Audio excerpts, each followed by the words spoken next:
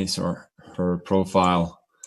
And for those familiar to these Banter Blitz sessions, they will know that I'm more likely to pick a game against you if you do a little gimmick like that. So this decision of my opponent surprised me a little bit, because usually you would not just exchange that bishop unprovoked. But naturally, my opponent has a very solid position still. Just gonna go rook c8, you know, keep it simple, hinting at a possible exchange sack. My opponent quite correctly goes bishop h6. To which I am going to do what? So I can sack the exchange with taking the bishop and then exchanging, taking on c3, picking up a nice central pawn on e4.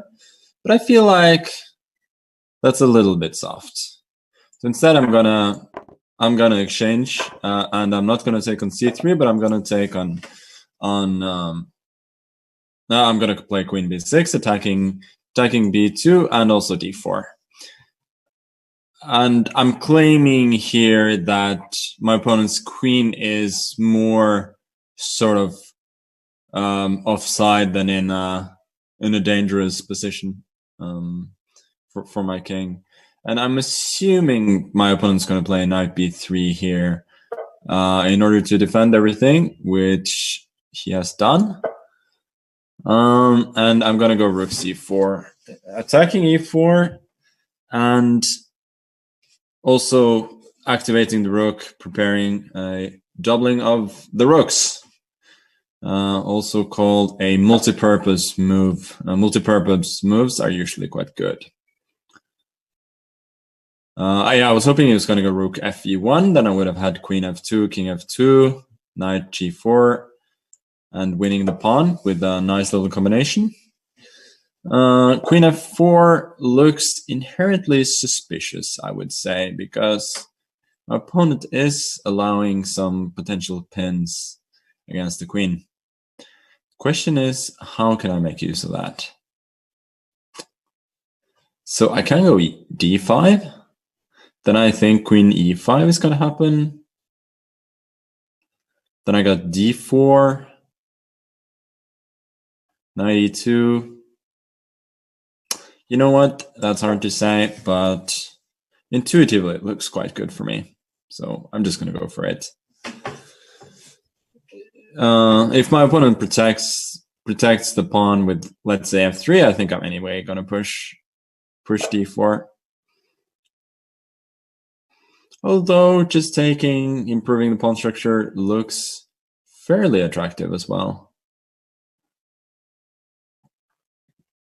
So if I push knight e2, rook c2, knight d4, rook b2, I don't think he can trap my rook. Rook fc1. If I take queen c1, rook b2, king g1, rook e2, king f1, I think my rook is actually trapped. So hang on. What else? Okay, I'm gonna go d4. So the reason I'm picking this particular time control is that I can speak a little bit more during the games. And against higher rated players, I think I will probably play 3 minutes instead, in order to, you know, it's going to be more about the play and just try harding basically in those games. But these games against slightly lower rated players, I want to go for some instructional value, as they say. So here, d3, attacking the queen. Has to go queen e5, I think. I'm going to take on c2. Queen d2 is okay, but now I just win a pawn for free. He should have gone after the pawn on e7. Bishop a4 looks good. I think a5 is also good, but bishop a4 just looks simpler. Just gonna chop off that knight, and I think my c2 pawn is gonna win the day. Has to be said that my opponent has not played a bad game here by any means. It's even got a little bit of a trick here, which is rook d4, rook c2, and then if queen d2, there's rook c8 check, king g7, rook d2, and I think I have a bunch of ways of attacking the rook, but I think regardless of what I do, he can get back with the rook and escape. So I'm gonna play it a simple way, picking up b3.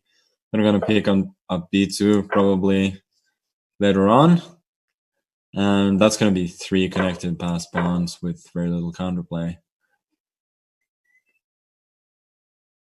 And I think that's gonna be it, basically. Rook f1 is forced, I guess. I'm gonna go rook d4, intending some more nastiness with queen takes c1. He actually should have gone rook c2 there. So in case I go rook c2, then he has queen b8, king g7, queen e5. There are some checks that can be a little bit unpleasant. Although I guess I do escape with king h8, king h6, queen g3, g5. But I probably wouldn't have gone for that. But now I get the aforementioned trick with queen c1, and I should be home and dry. Rook d1 check, and queen e1. There was rook e1, and everything falls. Okay, good game, I would say. No huge mistakes at all, but eventually I got a few too many pawns. Okay. I think we're only playing Turks today. That's going to be the theme of the day.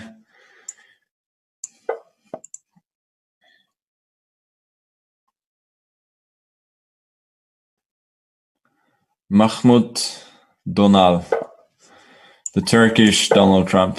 I think that's what they call my opponent. So I'm just going to go for classical d4, c4, knight f3. Probably going to see some kind of queen's gambit. Basically my main repertoire. Just playing my main stuff. See what he's got. So castles, it is a little bit unusual there, especially connected with c6. I think when you go for c6, you don't really want to have the bishop on b4. For whatever reason, those moves don't connect well. And I think one of the reasons is that bishop b4 is an active move that needs to be followed up actively with c5 counterplay. And once you go for c6, I think the bishop is generally better off on e7 or d6, because here it's really not hitting anything. Basically, whenever he would chop off my knight on c3, then that would just improve my pawn structure with bc, or in this case rook c3, just giving up a knight for a bishop. And there's also this pin from the bishop on g5 to the queen on d8, and you really would like to see the bishop break that pin. So I think in my opponent's shoes, I would definitely recommend bishop e7, which he has done. So I would say to that move, nicely done. That was a good move. So I'm going to go for something that might look a little counterintuitive here, which is just to exchange an f6. The idea, though, is either after knight f6 or also bishop f6. I want to go knight to e4 and try and clamp down on the c5 square. It may have been more accurate though. It may have been more accurate to play queen c2 first, hitting h7, forcing g6 or h6, and then playing knight e4. So queen c7 is in general a decent move, but I think as an experienced player, you will learn that putting the queen into the X-ray of an opponent's rook is usually a bad idea. Obviously, there are going to be a bunch of exceptions, but generally, you're not going to be very successful with that. And in this case, he just lost the pawn. And yeah, knight e5, there's queen b6, and then c5 is going to come, and he's going to free his game just a tad. So let me try and play a little bit more accurately. Now, in case of queen b6, I have other alternatives like queen b3 and also queen c2, further clamping down on c5. I can also go I can also go b4. No, I cannot do that because b4 would run into queen b4, take it, rook b1, and queen e7. So it goes queen e7 immediately, which I have to say is an excellent move. Yeah,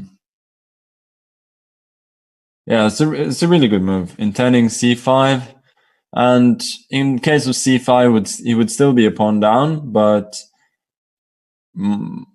he has considerably, if that were to happen, he has considerably improved his prospects. So I'm going to go for something a little bit unusual here, which is rook c5.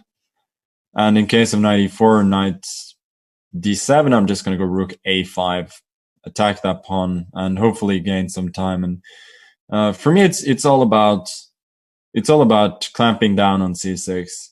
That is both a weak pawn, and it's also holding back his bishop on b7. If I can clamp down on that, I have a winning position. Otherwise, I probably don't have much of an advantage at all. So I think he played this mistakenly.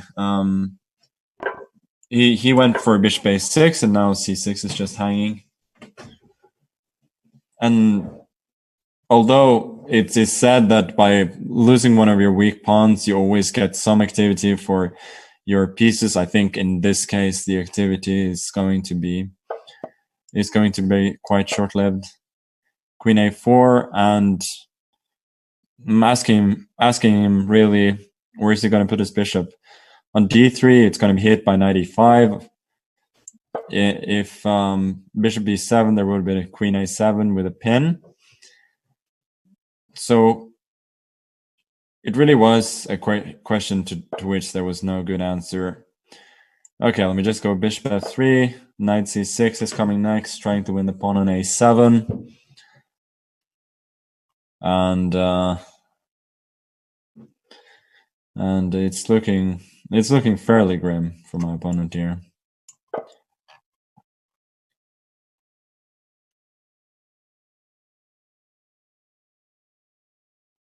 But as I said in the previous game, like, my opponent is not making major mistakes at all. It's just there are some small positional and also occasionally tactical mistakes that in the long run makes a lot of difference. So I could go queen c5, but I actually rather like queen e7. Just actually smothering his queen, as far as I can see, forcing a queen exchange. And then that's going to be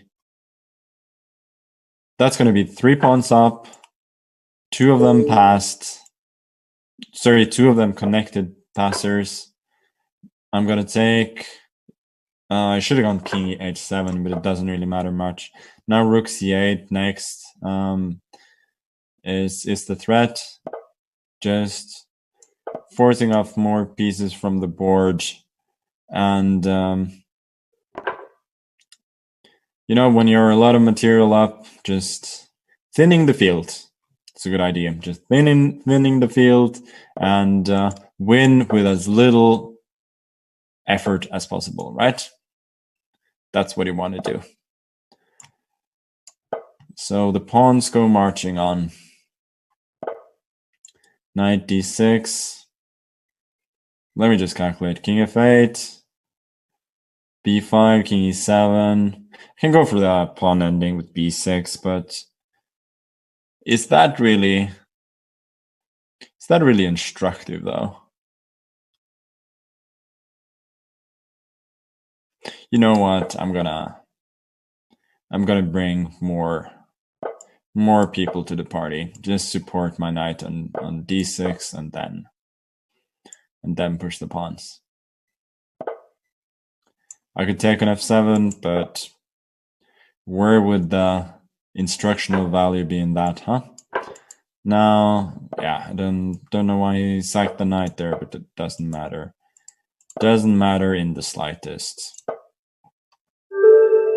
Okay, yeah, at the end, obviously, knight up, and his king is tied down, completely winning. Good game from my opponent, but as you can see, I'm not taking any prisoners so far against these lower rated players. I just wanna talk, but I also want to win.